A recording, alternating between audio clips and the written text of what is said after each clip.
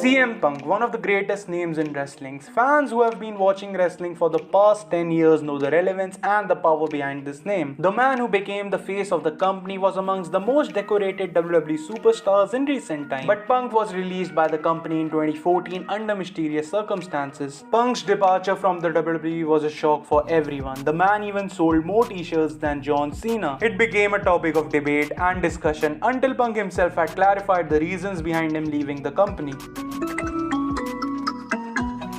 So actually Punk never left, WWE had fired him. CM Punk, as I mentioned earlier, was one of the best and the most popular superstars during his time in the company. He was handpicked by Paul Heyman after his great run on the independent circuit, where he even wrestled for rival promotions like Ring of Honor and TNA. WWE never wanted such talent to slip off their hands, so they quickly signed him. Punk made his TV debut back in 2006 and from there on he won all the championships in WWE. He became a 5-time world champion, an ECW champion, an Intercontinental champion, and also held the tag team championship with Kofi Kingston. CM Punk's incredible momentum and popularity would come to an end when WWE decided to release Punk in 2014. After months of rumors, speculations, and conflicting information, CM Punk appeared on his friend's podcast hosted by Colt Cabana, where he classified the circumstances surrounding his departure from the company. This was the podcast where we came to know what exactly happened between Punk and WWE. Punk wrestled for 3 years without a break, which was considered his best time, where he was given the maximum number of pushes. He held the belt for a record 434 days from 2011 to 2013, which is the longest reign in the modern era, and according to me, the best reign in WWE's history.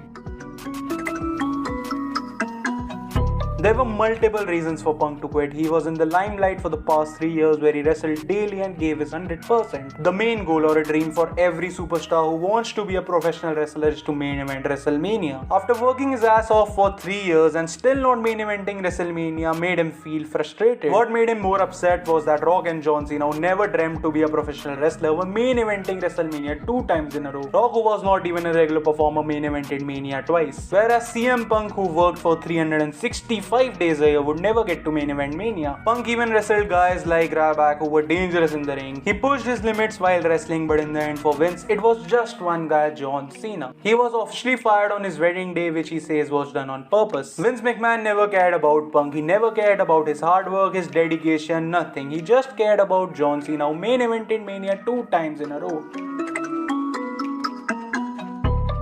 Punk in many interviews stated that he would never come back to wrestling business. Over the past 6 years in his absence, there has not been a single Royal Rumble or WrestleMania where people have not waited for him. His fans are the craziest and the most loyal. He left the company in 2014, but there are still CM Punk chants all around the globe. Vince McMahon apologized Punk on the Stone Cold podcast, but Punk mentioned it as a publicity stunt. He has joined WWE backstage in November 2019, but still coming back to the ring is a big question mark. He has also mentioned that coming back to wrestling is just one big fat check away. But Vince has been furious with Punk recently and mentioned the fact that Punk cannot be trusted. Although Triple H says he is open for business. If Punk really wants to return to wrestling, why should he really go to WWE? I mean, he has not had the greatest of past with them. He should consider wrestling for AEW, which is WWE's biggest competition at this particular moment. Over the years, he has hated WWE for not giving him the main event of WrestleMania. After giving up at wrestling, Punk pushed a career in MMA and was signed with UFC in December 2014. He lost both his matches, which was a joy for Punk haters, especially Vince. Now nothing is forever in WWE. Morrison, Goldberg, Sting all returned. Bret Hart hugged Shawn Michaels, Kurt Angle, Ric Flair, Diesel all left with bad feelings but came back. Countless people left WWE on bad notes and came back. Don't rule out that CM Punk and WWE can come to an agreement that includes the one thing that Punk always wanted, the main event of WrestleMania. There are chances that Cena will be given the WWE Championship for one last time before his retirement. And who better than CM Punk to take the belt away from him? WWE will be looking for a top money draw to headline Mania in the future, and who better than CM Punk? Cena vs Punk and main event of Mania could be amazing. If Punk returns, many viewers will come back just to watch CM Punk. Punk can make a fantastic return just like Edge this year, but by actually winning the Rumble. So I hope that Punk returns soon.